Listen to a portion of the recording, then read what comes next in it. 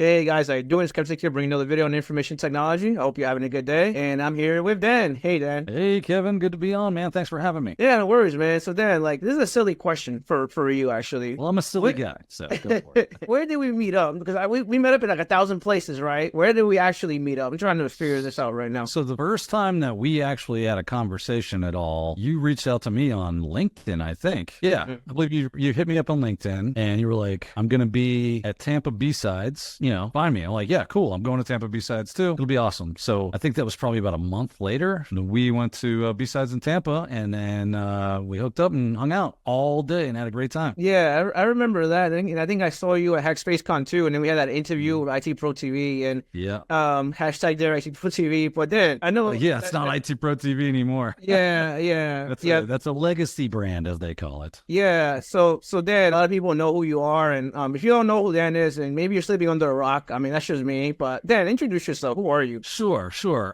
Dan Lowrie, good to meet you. I typically do go by Daniel though, but I'm just old redneck boy from Florida that one day said, "It is hot out here." Actually, my brother said it to me. He said, "What are you doing here?" We were painting a house in Jacksonville. It was about 1,000 degrees outside. We were 2 seconds away from heat stroke. He said, "What are you doing here? You're too smart for this. Go use your brain and air conditioning." So I started, I always had a computer probably almost my whole life, but didn't really get into it until PCs became a thing and IRC and stuff. So in my early teenage years, I got a PC, and that's when I started learning a bit about computers. And I thought, well, maybe I like that. Maybe I'll do that. So kept seeing the ads during around that time. This is like late 90s. I kept seeing the ads for ITT Tech, preaching the ITT Tech gospel of come to ITT Tech and get a degree and parlay that into a 6-figure salary. It's going to be amazing. So I said, cool, let me go check it out. So I went to ITT Tech, and they spun a good yarn for a young man that was needing a job and had been working construction his whole life and other various stuff. I've done a bunch of different types of jobs, but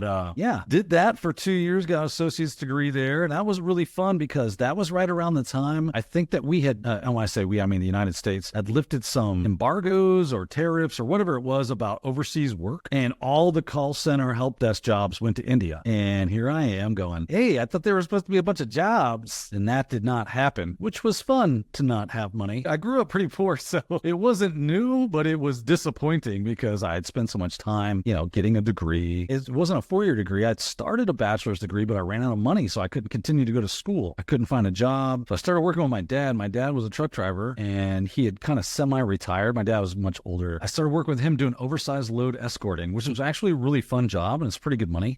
He got a contract to move rockets for Boeing and NASA, which was really cool. So just about every week, I would drive from Cape Canaveral, Florida to Pueblo, Colorado, and then we would pick up a rocket, and we would either take it to Vandenberg Air Force Base in California, or we would drive it back to the Cape. And that we did about once a week for a year. It was a lot of being on the road and stuff, and that was cool. I had a really good time, especially with the layovers, and you're in different states and seeing the country. It was really cool. I had a lot of fun doing that. But I was sitting there with that degree in my hand going, was this a waste of my time? Was this completely useless? And money? Like, I spent a ton of money on this. I should probably get a job doing this. Plus, I like IT. So started looking at jobs. This is going to be in the mid 2000s. So this would be like 2003, 2004. Yeah, 2004. I started looking for work and realized that everybody wanted certifications now. It was certification city. You need a certification for this and a certification for that. And your degree meant diddly squat. I said, all right, let me look into this certification thing, and ended up going to a New Horizon. And at New Horizons, that was an in-classroom training experience, right? You pay your money, you take these courses that were geared towards certifications, you studied your butt off, and then you went into a testing booth and you took some tests and you got some certs. While I was there and they were trying to sell me on this program, which was also quite expensive, I said, I don't have a job right now, so I can't really justify going into more debt.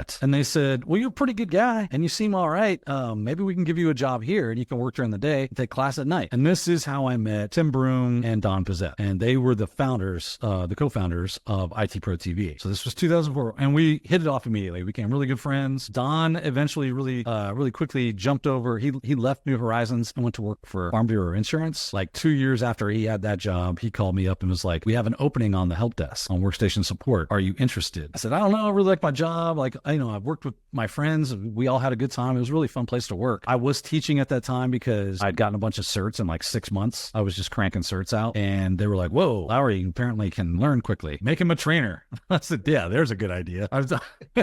So they did. They made me a trainer. And then Don wanted me to do this. And I I was like, it'd have to be really good, right? It'd have to be worth it. He goes, it'll be worth it. And I thought, well, it'll be a good stepping stone in my career as well. So I went and worked at Florida Farm Bureau for like 8 years. I worked there. Eventually, I was only on the help desk for about a year, and then I got promoted to a junior systems and network administrator, and then I was promoted to a senior. And I handled all of our, when virtualization became like a standard thing, I helped virtualize. I rebuilt our entire Active Directory. I started handling all the WSUS stuff, plus all the third-party line of business apps that we used to run that company. And then one day, I get a call. Actually, I think it was an email from Don Pizzette. And he's like, hey, man, we haven't talked in a while. We should get lunch. I said, okay. And my wife goes, wouldn't it be funny if he wants to offer you a job? But we go to lunch, and he totally offers me a job to work at ITProTV. So I tell him no. Which is obviously the right move. And then Tim was like, no, you gotta come work with us, man. So he talked me into it. And then I came on to ITProTV mostly as kind of an experienced host. I apparently, from what people tell me, am fairly good at presenting and talking and engaging people in conversation. And that's what they wanted the format to be, was like a big conversation. So I said, okay, I can do this. So I've got all this experience working in technology, and now I'm coming over and trying to get back into the whole trainer space, which is funny because when you're working in tech, it doesn't necessarily correlate with what's happening certification-wise. Certifications tend to be a little behind the times sometimes. Sometimes they're a little too wonky or weird. It gets weird with certifications. Anybody that's trained or tried to keep up with certifications, you're just like, what are they doing? But then I got, 6 months into that, I was probably back in the groove of training and doing that. And I've been there now for almost 10 years. We've merged with ACI Learning, and now it's ACI Learning.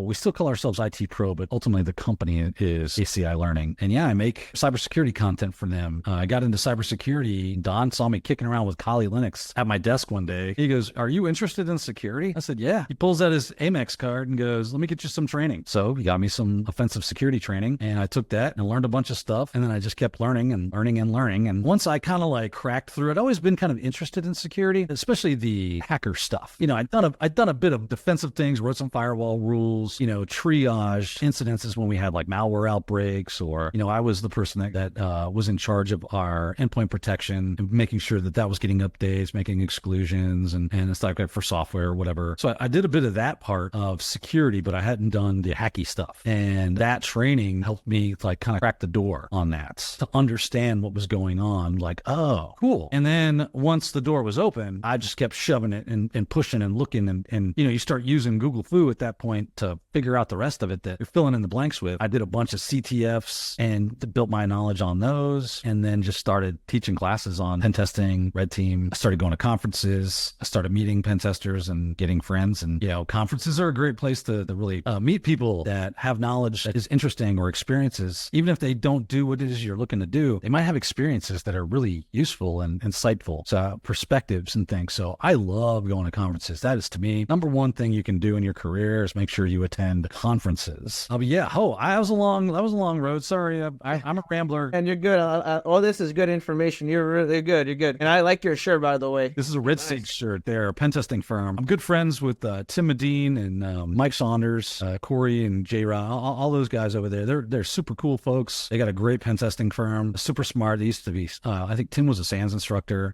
And so they're super cool people. If you're not watching Siegecast on Wednesdays and everything, they got a lot of really good resources. I highly recommend you check them out. But they make all these really cool shirts. And the first year that they were at Wild West Hacking Fest, I think was the second year of the con. I think it was Tim and So by the way, for those of you who don't know, Tim Medine invented Kerber roasting. That was his baby one day. He was like trying to figure out everything he could about Kerberos and discovered, hey, if I did, I can steal tokens, or not tokens, but the tickets, the TGT and all the other fun stuff that you can do that we now automate with Mimikatz. That stuff is fun, man. That's what I was doing when I worked for the cybersecurity company. So I didn't know about cybersecurity. Just throw this out here in this conversation. So what got me curious was when I did Try Hack Me, and I did Hack the Box, and I did Try Hack Me, and I did the red team stuff, and I learned about the KRPGT account with the service account. You can manipulate that service account, and you could manipulate Kerberos, and then you could get authentication, and you get the logs and log in and manipulate Active Directory. So I didn't know about that. So I'm like, this is freaking awesome. I didn't know you could do this. And I got curious about it, and then the conversation with that is like Microsoft recommends you reset the account twice in a row, the expansion of 10 hours or something like that because of group policy. So I was like, oh wow, this is very interesting. I didn't know you could do that. So I was servicing those accounts and dealing with Active Directory and dealing with server management when I worked for S1 and managed the different companies, a lot of big companies I work with, and that stuff is interesting, man. I love that stuff, and I didn't know anything about that. So it was like, and then you can use mini cats, then you could do a golden ticket attack, then you could do a silver ticket attack, skeleton key, bloodhound. There's like so many tools you could use out there. It's crazy. Yeah, I actually have started a GitHub repo with a bunch of AD security stuff in it. Walkthroughs, lab builds, tools that you can use like Bloodhound, and all the way from like, I don't think I have a ton of blue team defensive type of stuff, but I definitely have some red team offensive types of things like Empire and Starkiller, and a bunch of esoteric things that you may or may not be aware of that could be useful in a very specific or edge case scenario. So if you my GitHub is my name, Daniel Lowrie, and it's in there. We're going back in time when you said about your voice. You have like that soothing like morning voice drinking coffee. Yeah. You go on a radio with FM, it's like that unique voice. Welcome to AM Gold. I'm your host, Daniel Lowrie. This morning we'll be listening to the Captain and Tennille. Yeah, that's the thing where you have that soothing voice. But I want to ask you a question. Just change the topics here a little bit. Sure. We just circle around. So I like to get more information about the guest that I'm interviewing. I always do that with every person that I interview. Specifically for you, like, what got you into teaching? Like, were you always like that? Like, were you always like, oh, I'm gonna be a good teacher? Or like, how was your first experience teaching? Like, I like to know more about that. That's like more information about that and how you got into all that, if that makes sense. So that is an excellent question, because the answer to that question is no. I did not want to be a teacher. When I was working at New Horizons and they were saying, you should be an instructor, I was like, nah, that ain't for me, dog. And they were like, well, just teach one class because we need someone. I think that's how they kind of hooked me. They were like, New Horizons in Orlando needs a Linux Plus trainer. You got your Linux Plus, don't you, Lowrie? I was like, yeah. They go, you can make some money, you can make extra money, go get tech pay. I said, well, that would be nice. So sure, it's just one class. They're going to put me up a hotel. It'll be all right. I'll do one class. So I did that class, got pretty good reviews. Then they were like, well, now you need to teach another class. And I'm like, nah, I'm good. Because I worked in operations. I set up classrooms, did all the virtual machines and imaging and things of that nature. I really enjoy the tech side of things. At heart, I'm an engineer. At heart, I like putting my hands on the keyboard and the mouse and doing stuff and playing with things and that kind of stuff. But when ITProTV came calling, Tim basically just twisted my arm and was like, he gave me no good reason to say no. So I started doing it. He was saying how, there's always some ramp up time to get comfortable looking at a camera, talking to I'm talking to you, but you're not really there. I'm looking at a camera right now. Right? Yeah. And that's a weird thing for someone who'd never done that before at all. So there's always a ramp up time to figure that out. But once you get comfortable with that kind of stuff, I just became me and just started talking like I'm doing right now. And then I got I'm super paranoid that I'm not going to know the answer. I hate not knowing the answer or not being able to answer my own questions. So I go down rabbit holes. The first month I worked for ITProTV, Don pulls me aside and goes, hey, I want to have a talk with you. I said, cool. What's up? He goes, you're working really hard. I see how hard you're working. You are like really going at it. I go, yeah, well, you know me, I work hard. He goes, I'm afraid you're going to quit. And he was right. In my mind, I was like, forget this job, man.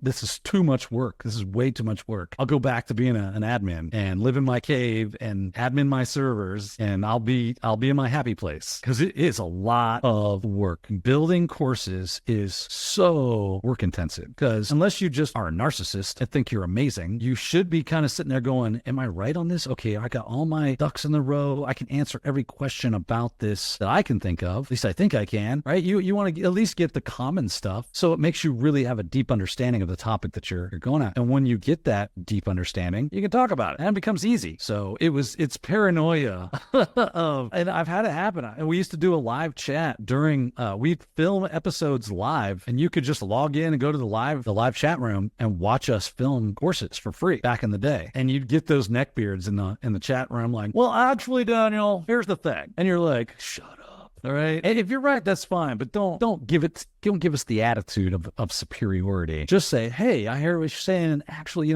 because I don't want you to look bad. Here's a little more information about that. And I've had people do that as well. And that's awesome. I love constructive criticism. I can take it. I got thick skin. I'm a big boy. It doesn't bother me when somebody in good faith and with the right attitude says, hey, you said this, but I think you mean that. And you go, oh yeah, I think you're right. Yeah, that's cool, man. I just want to let you know. And I've had that happen. Everybody's going to make mistakes. Everybody's going to say the wrong thing, or it just comes out. If you do this enough, where you're talking, you're going to say something that isn't right. Even if you know better, even if you know that's not the right thing, when the camera's going, stuff happens, right? You say things, the demos blow up, all sorts of stuff happens. Yeah, no, I 100% agree with you. That's I'm the same thing. Like with me, it's like I have courses too, so I know what it's like making courses, and then you want to make sure that I'm not saying you want to make sure it's perfect, but I'm saying that you want to make sure that everyone understands what you're talking about too, because as an instructor, like sometimes everyone has their own way of learning, right? So like if you make a video and you make a course, you don't know if that person's understanding what you're saying or what you're talking about. So when you make a course or you make content and you talk to people, and then I like that constructive criticism, like the feedback from people, and that's why I have a channel on my Discord that says course feedback, right? Yeah. So like I want that feedback from you, whether it's negative or whatever. I don't care. I just want to know what it is, and I want to know how can I make myself better as a content creator, but also as a trainer, and also course creation. I want to know how I can make that better. So like I always like that feedback. Something that's gonna piss me off, obviously, but it's okay. Like I'll take it, right? So yeah. I mean, everybody's going to have a knee-jerk reaction to like a negative criticism, even if it's in good faith. It can be like, I don't like being told I was wrong. But after that kind of wears off, which doesn't usually last very long, you go, well, I mean, I guess they're right. Okay. All right. And even if I like what you said about how everyone's different, everybody learns different. There's a lot of people that really enjoy my style. There's a lot of people that don't. And that's cool, right? There's no law. It says you got to like Daniel's teaching style. And nor would I want their one to be. Everybody's got their own thing. So find a trainer and training content that you really enjoy and stick with it. If you like mine, that's awesome. I appreciate it. And every time I go to conferences and somebody stops me in a hallway and says, hey, you're that guy from my training thing. And I go, yeah, I am that guy. I think I know what you're talking about. He goes, they say something like, I got my CISSP watching your training, or I got my Pentest Plus, or whatever the case is that I helped you get. I love that because that is something I never thought about when I was thinking about training or being a trainer. Like I said, it was kind of like forced into it. But once I got there and kind of built an aptitude for it, I've always had a really good command of the language, of English language and conversation. I grew up in a big family, and we prided on ourselves on reading the encyclopedia and dictionary to learn new words and new ideas for fun, which was weird. It's what you do when you're poor, right? And you don't have stuff. You're just like, what's in this book? I don't know. That could be interesting. And we would always try to outdo each other with words that we thought the others wouldn't know and say, hey, do you know what this means? And so you build a good vocabulary doing that. Because of that in my background, it made me really good at communicating. It made me effective at being able to get my point across. That and learning how to slow down, let your brain cook, right? Don't get ahead of yourself. It feels like you need to go as fast as humanly possible. I don't know why that is. Like you just got to go as fast as you can. And that just makes for a bad time for everyone. If you need the video to go faster, there's a cool little button down at the bottom of the screen usually that has like a clock or whatever, and you can speed the video up. So if you're one of those people like myself, I watch almost everything at 2x speed. I'm like, I wish they had 3x. It's like, why do we not have more speed than this? I'm totally acclimated to listening to people talk at 2x that I could stand for another level, another gear. But yeah, that's what has made me good at what I do. That and having had sit really bad training. I've sat some good training too. Don't get me wrong. But I've also said some really bad training. Yeah. Right? You know what I'm talking about. Yeah, right? I know what you're talking about. I had some training from I'm not going to say anything. I'm not going to throw anyone under the bus, but I had some training that I'm like, what the hell is this? This is not going to help me at all. Why am I doing this? I wasted 20 minutes of my time on this thing. So it's really hard to stay engaged with bad training, right? It's hard to keep your brain turned on to that thing when the person you're listening to makes you want to think of other stuff and let your mind let your mind wander because they're not engaging. It's droll, it's monotone, it's a bunch of PowerPoint slides with bullet points. Like, what is that? This is technology. It's stuff that you do. Don't get me wrong, there's plenty of stuff that's conceptual, definitional, that kind of stuff. And yeah, everybody's got to just, bite the bullet and do that and learn those terms and concepts. But when you can, why aren't you showing this to me? Because it was hard to show it. I build labs every single day. I built 3 labs today from scratch, to start to finish, so that I could show one thing for 10 minutes. That was 4.5 hours of work to get one 10-minute demo. Yeah, that's cool, man. I guess that's probably why they kept me in the community, because I teach for a community college, and the students I work with, oh my god, this guy could teach. Like, this is not. And I told the director straight up, like, I'm not gonna do PowerPoint slides. I'm not doing that. That's not me. That's not how I teach. I'm more hands on. Let's let's get you remote into a VM and let's see what you could do. That's usually how I work with the students. The students are like, oh my God, this is so interactive. This is awesome. And then, verse me talking for 2-3 hours, right? And then presenting a slide. I'm not doing that. That's not how I teach. So no, thank you. Yeah, it's just so boring, right? And I mean, I wouldn't like that. Why would I think you would? Yeah, exactly. So it's just like, doesn't make any sense. So for me, it's like, when it comes to teaching, there's a couple of things. When it comes to teaching, do you understand what I'm saying? Is one. Then number two is like, is this entertaining or boring? I want to know if it's entertaining or boring. Like if you're interested, then yeah, we'll keep going and talking about it. But the thing is, for me also is like, do you understand what I'm talking about? Because sometimes some people are too technical, and then some people are super non-technical, and they know how to break it down in lame terms. Like you're talking to your mom and dad, so you got to be like, yeah. And I think I got that experience being in a restaurant, because I come from a fast food background in restaurant, doing 12 years in restaurant, and then I worked for the NYPD as well. That has helped me, like when I talk to like the C-level folks and the executives, and this is a conversation with you being there, because I know you worked in Helpdesk, right? It's like, when we go to the executives, and like, you don't say, oh, the flux capacitor, it needs to be fixed, blah, blah, blah. This is why I need $40,000 for this piece of software, right? Yeah. You can't talk like that to the executives, especially if you're going to do cybersecurity and you're implementing CrowdStrike or SentinelOne or Microsoft Sentinel, any type of tool, right? You got to give a use case scenario, and you got to explain to them why you need it and how much is it and why and how much is it going to save money. So you got to be super non-technical as possible. I can remember having these thoughts and feelings when I first got into IT of going, why don't they listen to me? Why don't they just take what I'm saying as the gospel of Paul? I'm the one that knows about computers, not them. I should just be able to say, here's what we need. If you want your business to suck, then yeah, don't do that. So that was my youth and arrogance, maybe. But it was because they don't understand. And I didn't know about ideas like buy-in, right? To get them on your side. If you can explain something to them about why we need Microsoft Sentinel and why that is the thing that's going to keep them out of a data breach, which is going to save them a bunch of time and money and reputation damage and all the other reasons that you don't want to stand before a judge and go, well, that's a good question, Your Honor. Why weren't we implementing some SIEM solution that was delivering alerts to our workstations? I mean, it sounds dumb now that you say it out loud, but yeah, we thought it was a good idea at the time. You know what I mean? So you have to be able to tell them in ways they understand that this is something that you need, and I'm not just asking for a cool toy. Yeah, no, exactly. Like for me, like, and this is a conversation I had, and I don't think I ever told you the story. Maybe I have. I had this buddy of mine, Ryan. He's based in New Zealand. He's a Microsoft MVP, and I have some videos with him on my channel. And cool. We had a conversation going back and forth, and they literally hired him, and then they fired him. So they fired him from his job because he's saying that he was spending too much money on a piece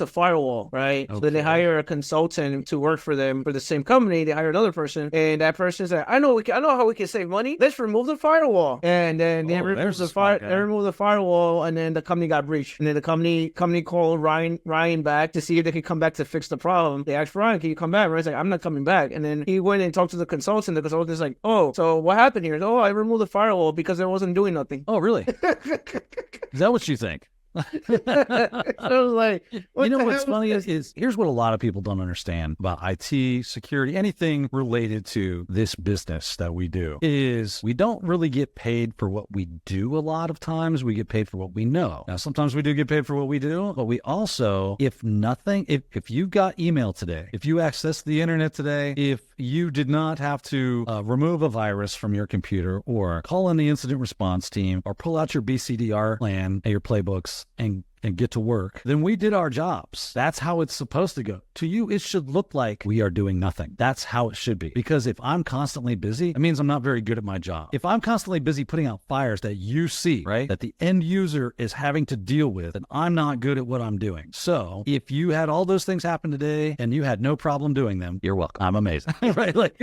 that's how it goes. But they don't understand that because they don't have that perspective. Sometimes you got to have those conversations because people with enough, I've never been one who's afraid to tell somebody my honest opinion or the facts and reality of what's going on. And I don't care whether they like it or not, even if they cut my check. And I think that has served me well. I don't work at a job that I'm afraid to lose. And I've got kids and stuff. Like I got mouths to feed and I got bills to pay. But if I'm working at a job I'm afraid to lose, then they have power over me that I can't work under. So I always make sure I go in with that mindset that I've got a backup plan and I got a backup plan for my backup plan. Because if this ever gets bad, bad. I need to go. So, and because of that, I'm able to say, I went into one of my boss's offices one time and I was getting frustrated. I was like, hey man, we need to talk. I was constantly getting micromanaged and I hate being micromanaged. Quit asking me what I'm doing. I'm working. This is my boss, right? He should know what I'm doing. I'm working. You know exactly.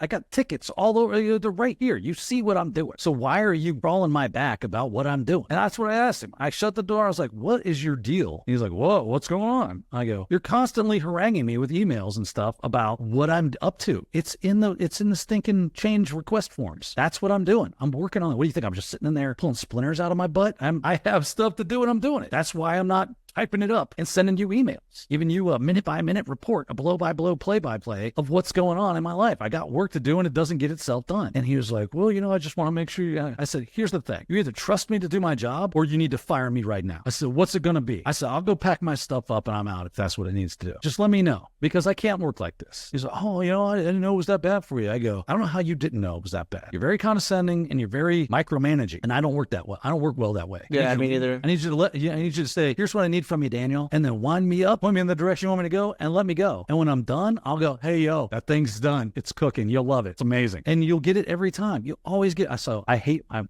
sorry, I'm preaching about micromanaging. Don't be a micromanager, people. But to me, micromanaging stems from yes, man. a lack of trust. It is a lack of trust that the fact that your employees are going to do what you've asked them to do. Now, maybe there's a good reason for that. Maybe they have been proven that they have a little track record of not doing what you've asked them to do, and therefore they've brought that on themselves. If that's the case, go crazy. But if they're a good employee, don't ride them. Just let them do their thing. You hired them to do a job. You had confidence in the fact that they could do it. If they need help, they'll come to you and say, hey, I've got a roadblock. I need your help. That's what a good manager does. A good manager says, how can I advocate for my team? How can I help them get the job done that I need them to get done, that I've been tasked to get done for our organization? That's how good managers work. They advocate for their team. They're their champion. They're their cheerleader, and they get them the resources they need. They make their door open to say, if you're having problems, please come to me and I will do my level best to wipe them out of the way so that you can run instead of walk. And that's what gets...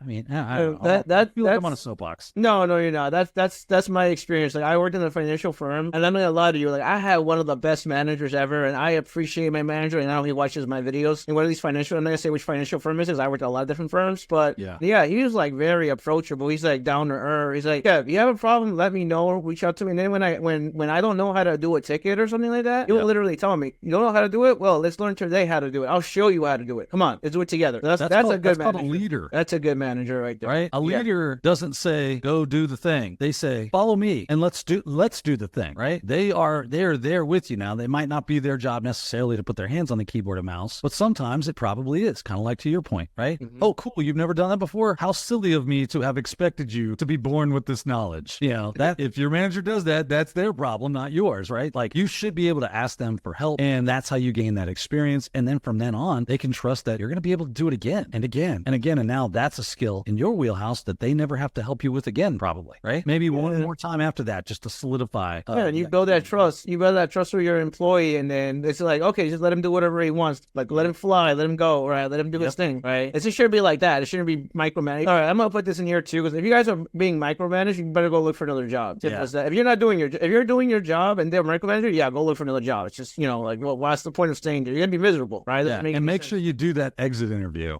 to say, here is what I was having a problem with and why I'm leaving, because I was being micromanaged and I hate that. Simple as that. That was fun. But yeah, I was going to ask you then, like, how's your experience being in Helpdesk? Because my channel was based on Helpdesk and IT support and system admin. And I'm going to go to that conversation. This conversation is going to happen sooner or later because my channel is based on that stuff. So, like, I know you have probably some funny stories, maybe some horror stories as well, maybe some strange stories, Oh, man. Ain't no doubt about that. We got some weirdos out there. That was really fun to have to deal with. So I've worked both in workstation support and on Helpdesk, and which seems like the same thing, but for me, the experience was they were a little bit different. The help desk, I took more calls. People having errors on their computer, and you troubleshoot, oh, the printer's not printing. I can't get logged in. Having trouble with this website. My browser's acting funny. I think I might have a virus, that kind of stuff. I need to install something. Can you help me? That was what my help desk experience was like, where workstation support. I worked for a hospital, and it was in 1999. I got a job at a hospital locally here doing doing Y2K upgrades. And that was workstation support, where we built the workstations that were replacing the older workstations. So I did a lot of like imaging and network stuff. That's where I kind of cut my teeth on networking and domains and learning about domains and stuff. That was my first foray. That was at the time when NT4 was still a thing. Windows 2000 was still a thing. Yep. And Novell NetWare was the directory services that we used at the hospital. So it was a good thing. I learned a lot. That was a really cool experience. I quit that job like an idiot because my brother called me and said, I got a job doing FEMA cleanup. It's going to pay $1,000 a week. I was making like $230 a week. He's like, I'm going to pay you $1,000 a week, but you got to come tonight. I was young. I was 19, was young and stupid. And I just quit that job. I quote unquote rage quit it and went to work for my brother and burnt that bridge. That was dumb of me. Don't do that. That was a really fun time. We did a lot of stuff. You want to talk about, interesting stuff in our office. So I knew about computers and I introduced the team to IRC, Internet Relay Chat. And I'm not saying that so at that time, and this was 1999, mind you, we had a T1, a dedicated T1 to our office, which had 5 people in it. And in 1999, a T1 dedicated to 5 people was screaming fast internet. This was insanity that we had this just for us. And then I was like, hey, did you guys know you could download music and TV shows and movies off of IRC? And they're like, right? So I showed them how that could theoretically be done. And they did that a lot. I'm not saying I did that. I'm saying they did that a lot. I do not condone that practice, by the way. That is highly immoral and you shouldn't do it. I was 19 and yeah. Anyway, so that was workstation support. It was pretty cool. We installed a lot of computers. We got a lot of stuff done. We did a lot of fun stuff. Upgrades, learned about BIOS then. Working with tools like, at the time it was Norton Ghost. No, I don't know. Imaging. Yeah. So really cool building LANs and things, and then we'd have little parties and stuff. It was pretty awesome. Helpdesk is like, I don't want to say that everyone should work Helpdesk. I'm saying that it humbles you a lot when you're trying to get into IT. It humbles you like crazy because you deal with executives, you deal with people, you deal with troubleshooting different problems, you deal with error messages. You got to have a lot of good customer services. If you don't, it's like the executives are going to destroy you basically. And I'm like, if you don't know your shit, what basically what I'm saying, if you don't know what you're doing, you don't know your shit, and the executives see that you're sweating, you don't know what you're doing. Yeah, they look at you like a shark. There's like blood coming out of your arm. And they see you and they see that you don't know your shit. They start attacking you. So it's like you really got to know what you're doing when you do help us, and it humbles you a lot. Yeah, if you do financial support or executive support. I think that I love how you said that. It humbles you. It can be extremely frustrating, but if you work a help desk job and you learn to turn that thing off, because here's my personality is one of, if you come to me with a problem and it's stupid, I kind of get aggravated with you immediately. That's just the personality trait. I mean, it's a character flaw that I have worked on over the years, and I feel like I've done a pretty good job of it. Because one day in my brain, I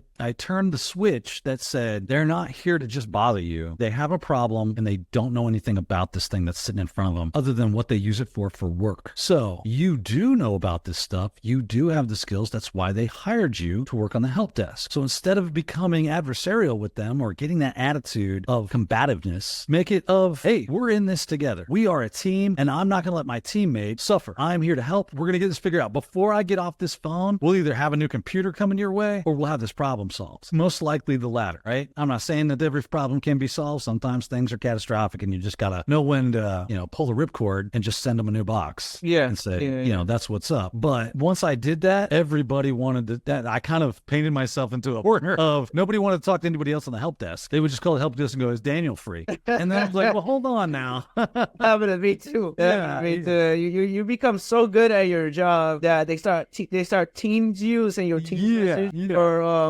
Skype for business. Send me a message in Skype. And they call IT help desk. Oh yeah, can you put Kevin on? I'm like, we have other people on our team.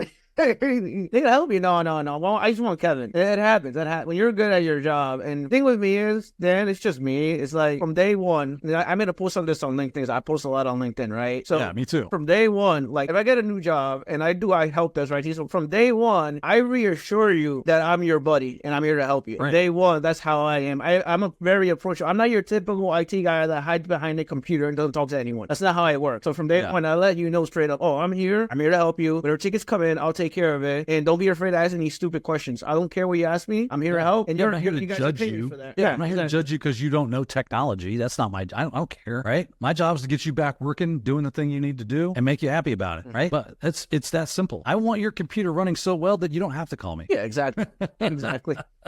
Exactly. Right? I'm just sitting here going, yep, in case of emergency, break glass in front of Daniel and, learn stuff and play with stuff that new technologies are coming out. And that was the cool thing about, so, we talk about Helpdesk. Helpdesk can be a really good, it helps you keep your finger on the pulse of what's kind of going on in business and as far as technology goes, because that's what your end users are using. So it's not an option for you to not know about how to set up Outlook or work with O365 or Microsoft 365 now, I guess it is, or Enter ID or whatever it is that they're using as part of their daily, teams. If you do not know how to use Teams and Zoom, that's your job, right? It's not an option not to know, not just how to use it, but how to fix it. What makes it break normally, and develop like a playbook of all these little problems that you've had and you've solved through countless hours of reading forums and calling other help desks for specific software. God knows I've done my fair share of that. Like, you cannot be afraid to go, all right, this is a new one on me Zoom. I don't know what to do. I'm going to go ahead and start a chat with someone in the Zoom support and, make those phone calls and sit on hold and then finally talk to a person and go, I'm having trouble with Zoom and I don't know why it's not working, or I'm having trouble with Teams. Thank you, Microsoft support, for calling me back and figuring out what's going on. And then you assimilate that knowledge and now you don't need to call them anymore. And now you're able, so it is really good on keeping you abreast of what's going on inside of the technologies that you're using and what the new technologies that are starting to become used are. And that's really good. And then of course it goes back to being able to deal with people. If you want to get into cybersecurity, if you want to move that way, I mean, we started talking cybersecurity. If you want to move that way, one of the number one skills, because it can't be taught really, it has to be kind of experienced and learned organically a lot of times, is how to talk to people. Like you said, how do I explain to a CEO or some other executive that's not technically savvy why, cross-site scripting, that the cross-site scripting vulnerabilities that I found on their web application is going to cause them a problem without getting technical. Yeah, I can speak to their team and tell them what to do, but if you can't tell them why that's a problem, they're like, what was the purpose of doing this? He just rambled off on a bunch of jargon I don't understand. And yeah, I'm sure he felt really good about himself and all the cool stuff he knows, but I don't know what that is. See, you have to be able to communicate, both written and oral. These are the big skills that you should be working on, whether you're looking for a help desk job. Like, if you can demonstrate in some way, I highly recommend, if you don't have a GitHub or a blog page or something like that, get a WordPress site or something going, something where you can demonstrate your ability to speak well and your ability to write well in a way that people would understand it. It doesn't look like, a chimpanzee with a crayon drew on a page and said, "Ooh, I made a report." No, I've literally heard about people writing reports in like Notepad++ and just giving this big block of text and misspellings everywhere and, bad grammar and stuff. And grammar is not a thing that we utilize. And by the way, I'm a high school dropout. I finished the 10th grade and I said, I'm never coming back to school. I hate school. I absolutely love school now. I love learning. Let me put it that way. I didn't like school. I like learning. I realized that when I know how to use grammar, I can communicate more effectively. Commas are there for a reason. Semicolons are there for a reason. Periods and exclamation points are there for a reason. We do this to make it easy for the people that are trying to ingest the information that I'm giving them. They want to make it easy for them to do that. So get good at spelling and grammar. And the cool thing is now I don't understand how we live in a time where, Microsoft Word will underline every misspelling and blue underline every grammatical mistake. Mm-hmm. And you just have to go through it and go, okay, yeah, give me the suggestion. Just do the suggestion. Even if you don't know why, just go follow the suggestions that it's giving you, unless you know it's wrong. And now we have ChatGPT and you can just copy pasta that sucker into ChatGPT and say, fix this. It's like so many things available now. For you, yeah, there's no Grammarly too. So the Grammarly app. Grammarly, yeah. Yeah, Grammarly app. I use that. That's what I use. Yeah, it's great. I love Grammarly. I used to love all the jokes they used to post. But yeah, man, with Helpdesk is this is just my opinion. Like, me working at Helpdesk, I'm grateful for it. And I'm grateful for it because I work in security now, and all the stuff that I learned being in Helpdesk, and now I'm in security, I understand what I'm doing because I have that past experience being in Helpdesk. And you have to know, people that watch my channel, I say it all the time. Learn fundamentals, learn what an operating system is, learn TCP/IP networking, hardware, Wi-Fi topology, all that stuff, the fundamental stuff. You need to know all that stuff because if you go and someone says, "Give me log analytics for Sentinel," you're like, "What the hell was he talking about?" Right? You don't know anything, right? Just Yeah. They just throw you in Azure. They throw you to do services and all this stuff. You'd be like, I have no idea what he's telling me to do. So you gotta know fundamentals. Those fundamentals are so important and vital when it comes to IT. Yeah. And especially if you're looking for this to be your first stop in your IT career as your jumping off point into other areas of interest. So if you're working in a help desk and you're thinking, you know what, maybe I want to be a cloud admin, right? This is a good stepping stone. Now, are there folks out there that have absolutely bypassed all the quote unquote gatekeeping of taking a help desk job and jumped straight into their first role in IT ever was as a pen tester. Their first role ever was as a SOC analyst or doing DFIR or whatever. I guarantee, yes, those people exist. I have met those people. I have talked to those people, and they're really cool people. They are not the rule. They are the exception. That is not standard. That is not. Does that mean you can't do it? No, it doesn't. It just means that statistically it's unlikely. Okay, so just be aware that while yes, it is possible, it is a non-zero probability that will happen for you. It's just statistically not likely. So that's why we see a lot of people. And I always tell people, I think I was telling, was it you? I was telling you? No, it was somebody else at the B-Sides St. Pete. I was talking with someone. Yeah, we hung out.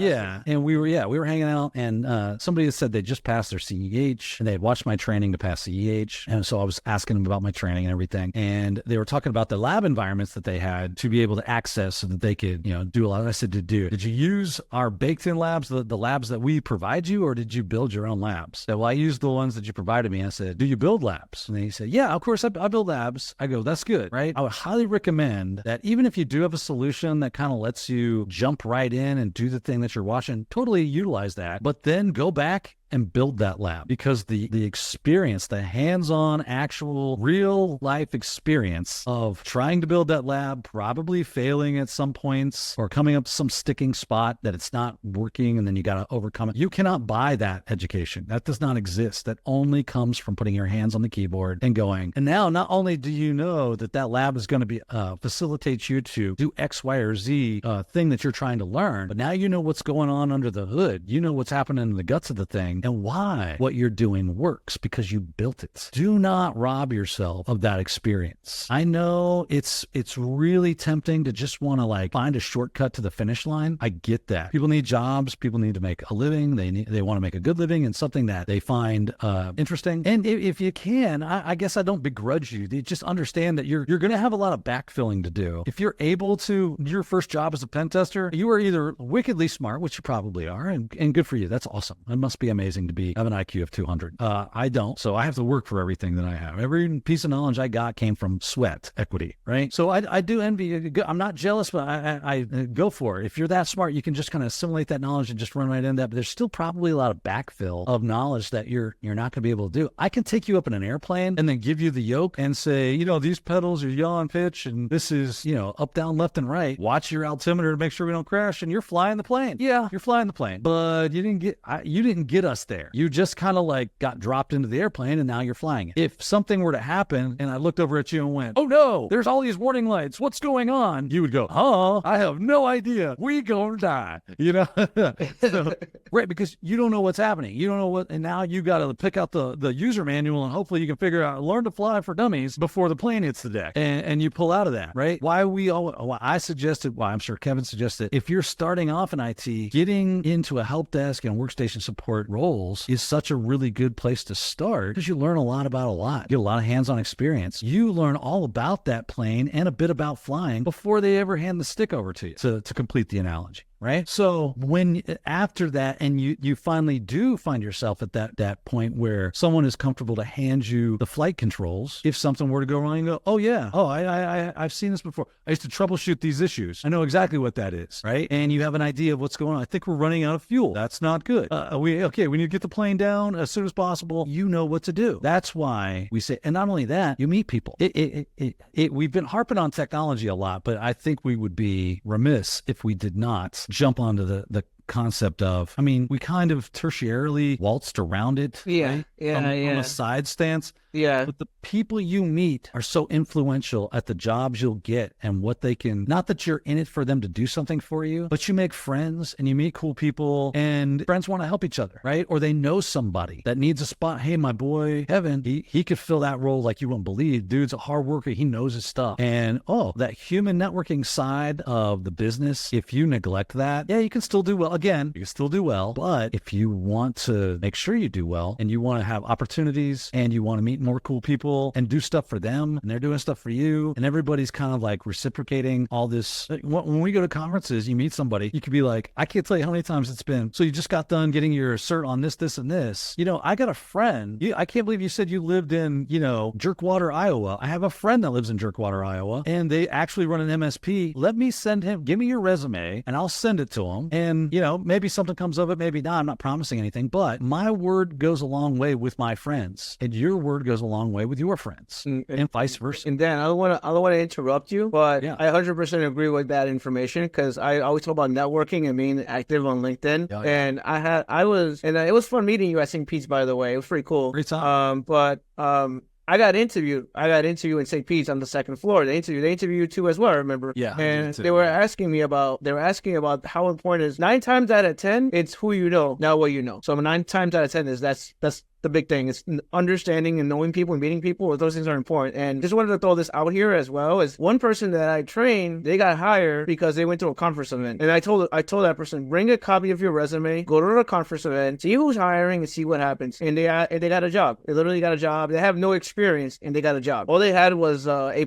That's it. So, and they got hired. Right. So it's just like, you know. You never know who you're going to run into at a conference, what they're looking for. Even if they're not looking for someone, they just might like you and go, man, you're a really good culture fit for us. I think you're a cool person. Let me just bring you on. Even though we're not looking for anybody, I'll make a position because I really enjoy. I think you would do well with us for our company and for yourself. You make us look good. We'll make you look good. Everybody's going to be happy, and we get to hang out because you're a cool person and you think I'm a cool person. I wish I would have known. This is like the secret knowledge, by the way, kids. Right? If you don't know, conferences are just phenomenal for meeting people, networking. If you're kind of an introvert, you know, show of hands, you're introverted. I know it seems weird. You're like, Daniel, you're not an introvert. I could sit in my office and never leave and it wouldn't bother me. You can't see around me, but there's no windows in this room that I'm in. And I literally can stay in here for 8 to 12 hours a day. And I never get stir crazy. I'm never like, I want to look at the sky or, you know, talk to people. I got to make sure that I force myself to do that. Now, once I'm conversating with somebody, I do fine. I'm good. But I have had to learn to overcome that part of my personality and kind of be a forced extrovert in situations where it requires it. So if you're that way, push through it. It is holding you back, unfortunately. And if you can get to where you can just approach somebody you don't know and at least be comfortable enough. I'm not saying you got to be amazing and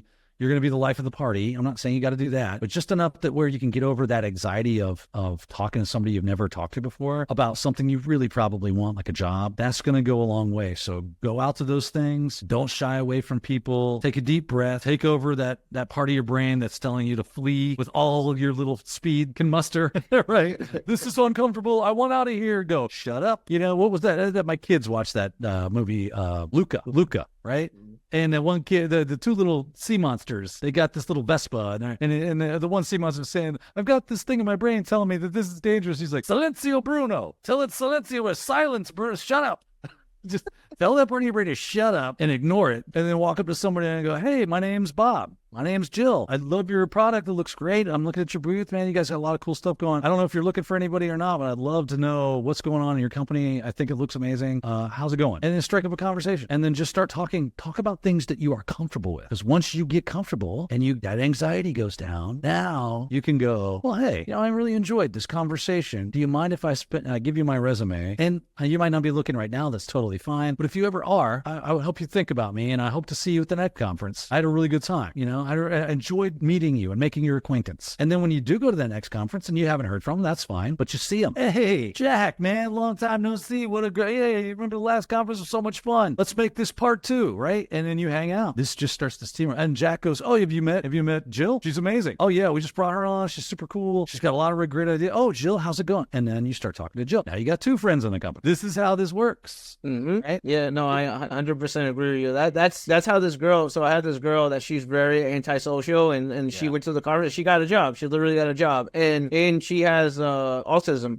So she has autism, and I told her, just go put yourself out there, see what happens. You never know who's hiring. And she said, and she was afraid because she has autism, and I'm like, don't be afraid, go for it, do it, see what happens. And she went, and she got a job, and they opened a spot just for her. We don't have anything right now available, but I'm gonna make a spot just for you. Come join us. Make you a spot. There we go. You are cool. Yeah, exactly. But yeah, Daniel, I don't want to keep you here too long. So what are your final thoughts? Like, what do you want to tell everyone? That's a great question. To me, this is more like just a conversation. How do you end for conversations? You just normally go, well, it's about that time to hit the old dusty trail.